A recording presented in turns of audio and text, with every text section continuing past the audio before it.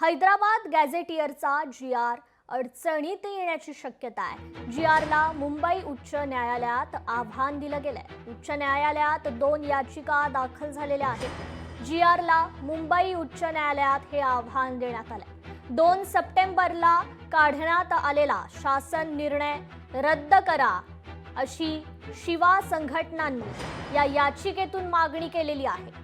ऐन गणेशोत्सवादरम्यान मराठा आंदोलक मनोज जरांगे पाटील यांनी मुंबईतील आझाद मैदानात बेमुदत उपोषण सुरू केलं होतं। या आंदोलनासाठी राज्यभरातून मोठ्या प्रमाणात मराठा समाज मुंबईत दाखल झाला होता।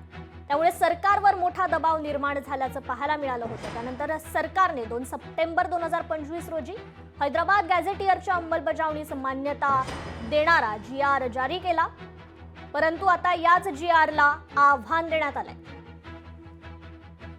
2 सप्टेंबरचा जो जी.आर. आलेला आहे, SC, ST, OBC, VJNTचे दाखले देण्याचा अधिनियम 2000 आहे।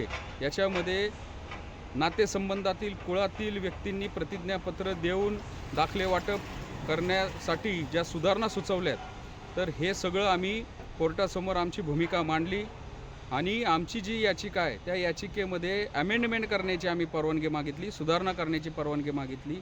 आमचं म्हणणं मुख्य न्यायमूर्तींनी ऐकून घेतलं आणि या संदर्भामध्ये एक इंटरिम ॲप्लिकेशन तुम्ही दाखल करा शुक्रवारपर्यंत आणि या संदर्भातली सुनावणी सोमवारी म्हणजेच 15 तारखेला मुख्य न्यायमूर्तींनी ठेवलेली आहे।